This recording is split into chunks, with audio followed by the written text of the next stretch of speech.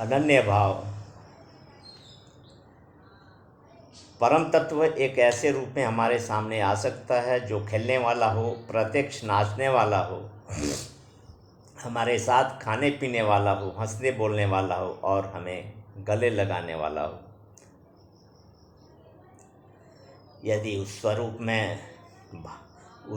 उस स्वरूप के भाव में अनन्यता हो। डॉक्टर राजेंद्र प्रसाद के गुरु थे रामाजी महाराज।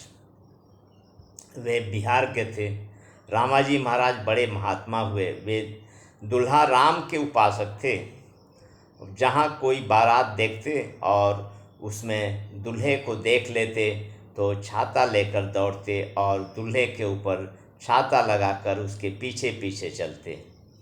वे राम विवाह के आगे की रामायण नहीं पढ़ते थे। वे कहते कि मैं राम का वनवास इत्यादि नहीं देखना चाहता हूँ। मैं तो राम को महल में ही देखना चाहता हूँ। उसके आगे के राम से मेरा मतलब नहीं है। यह भाव है। काकभूषुंडी जी कहते हैं कि मुझे तो भगवान का बालक रूप ही प्रिय है। दूसरे राम की कथा कहते रहेंगे परंतु अपने सामने बाल रूप राम ही नाचते हैं। इतने बड़े ज्ञानी काकभूषुंडी जी से जब पूछा गया कि आप कौवा ही क्यों बना रहना चाहते हैं, उन्होंने उत्तर दिया कि इस कौवा शरीर के रूप में ही बाल रूप राम मुझसे खेलते हैं, इसलिए मुझे कौवा बना रहना ही अच्छा है।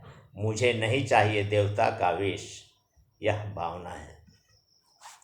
यह एक प्रयागदास जी महात्मा थे।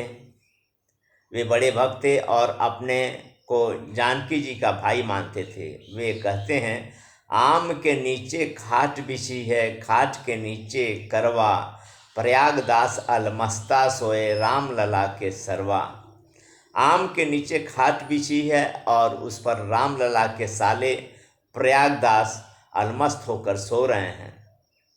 वे बड़े भारी महात्मा रहे। वे अयोध्या में पानी नहीं पीते थे। भाव है ना। लोग कहते हैं कि वे अज्ञानी थे। उन्होंने भगवान में भेद मान लिया। वे अज्ञानी तो थे नहीं।